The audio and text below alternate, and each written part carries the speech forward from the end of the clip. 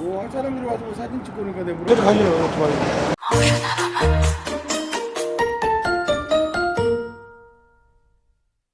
오늘은요 서울 강동구 고덕동 앞에 나와 있습니다. 제 뒤에 있는 건물이 경매물건으로 나왔는데요, 근린주택으로 나와 있는 경매물건입니다.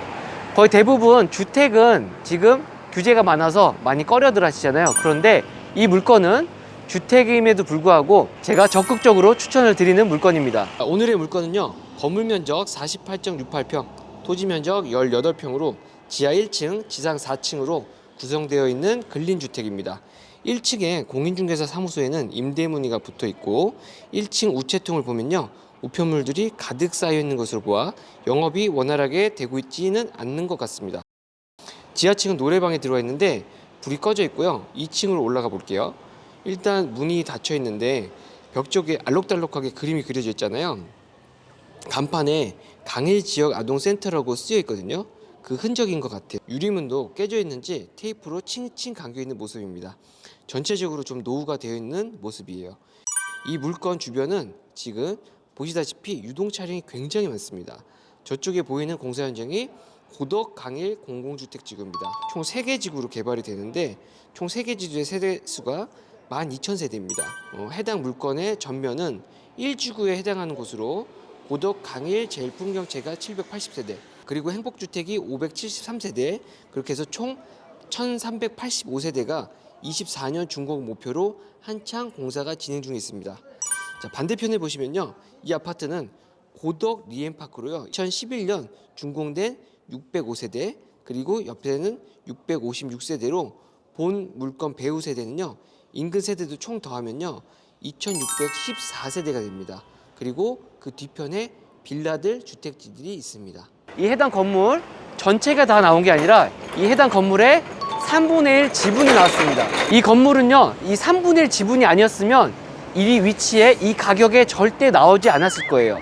제가 일단 위치를 설명드리면요, 이 앞으로 건물 전면으로 봤을 때요, 서울 고덕 강일 공공주택지구가 건설 중입니다. 제가 잠깐 화면을 바꿨는데요, 제 뒤편으로 지금 차가 어마어마하게 많이 지나다니는 걸 보실 수 있습니다. 즉 차들이, 유동 차량들이 이 건물 앞을 엄청나게 많이 지나갑니다. 차들이 많이 지나간다는 건 어떻게 된다고요?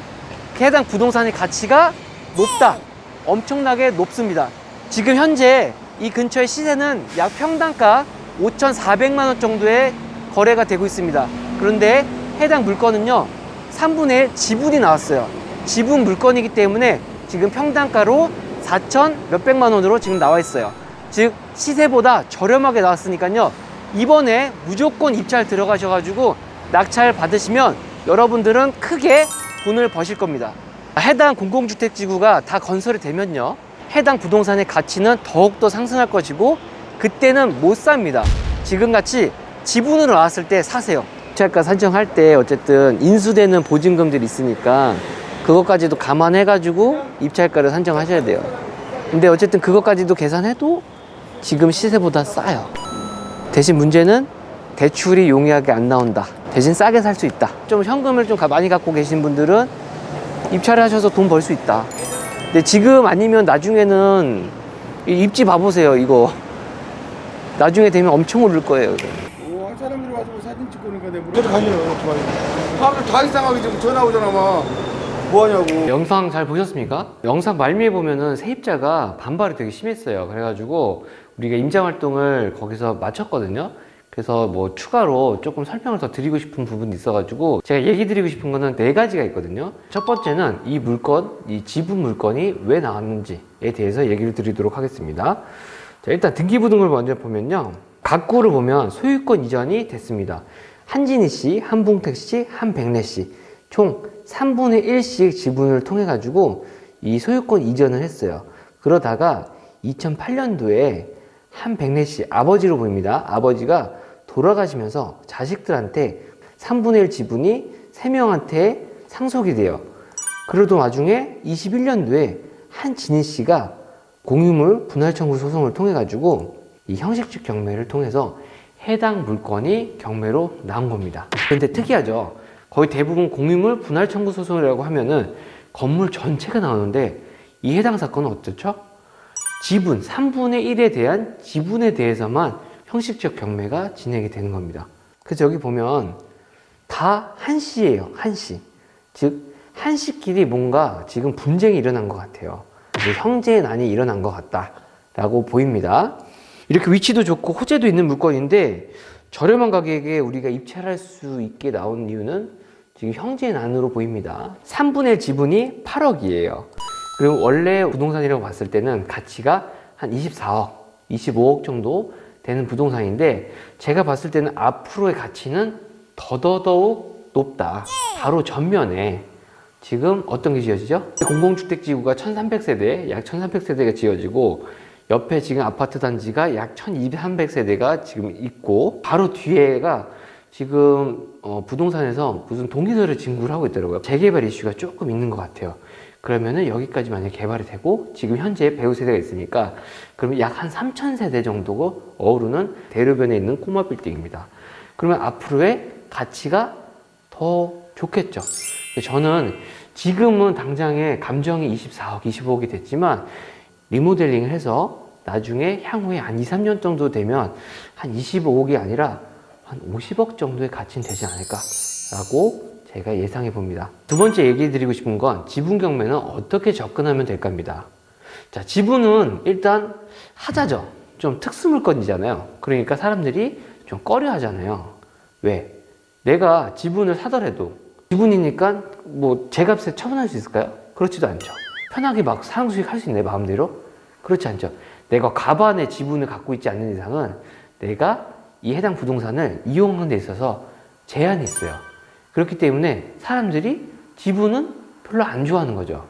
뿐만 아니라 해당 지분을 내가 좋은 가격에 매입을 하더라도 낙찰을 받더라도 공유자가 공유자 우선 매수 신고 제도를 사용해서 해당 부동산을 공유자가 가져갈 수도 있잖아요. 낙하채 갈 수도 있잖아요. 그래서 이런 것 때문에 지분 물건을 대부분 꺼려 하십니다. 맞죠? 그런데 여기서 제가 팁을 하나 드리면요. 공유자 우선 매수 신고를 막을 수 있는 방법이 하나가 있습니다. 그건 뭐냐면요. 그냥 높게 쓰시는 거예요. 높게. 공유자들은 해당 지분을 낮게 살려고 하거든요. 거의 대부분이 그래요. 그런데 최고가 매수 신고인이 그 공유자들이 생각했던 금액보다 높게 최고가를 써버리면 공유자들이 생각지도 못한 금액이 들어왔기 때문에 공유자 우선 매수 신고를 못할 때가 있어요. 그래서 여기서 제가 팁을 하나 드린 거예요. 좋은 부동산은요, 감정가보다 높게 쓰셔도 돼요. 왜? 나중에 시세 차익을 더 크게 갖고 갈 수 있으니까. 그래서 해당 사건도 지금 100%대 제가 지분에도 불구하고 추천을 드리는 이유가 그 이유입니다. 세 번째 제가 얘기 드리고 싶은 건 뭐냐면요. 내가 이제 이 3분의 1 지분을 낙찰을 받으면 어떻게 할까? 라는 겁니다.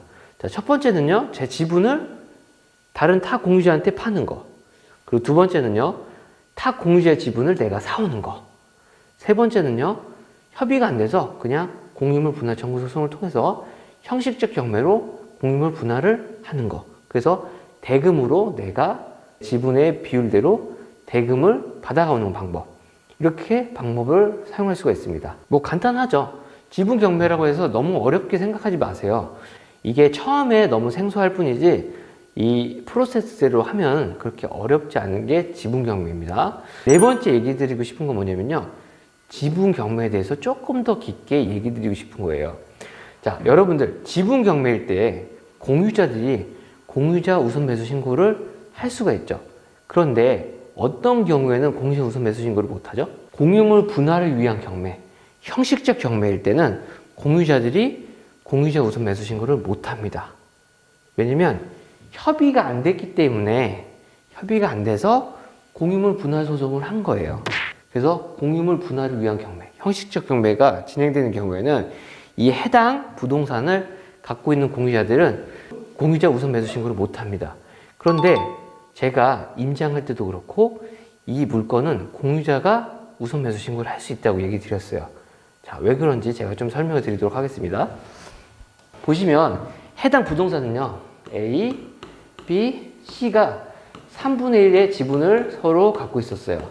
그러다가 C가 이제 아버지라고 할게요.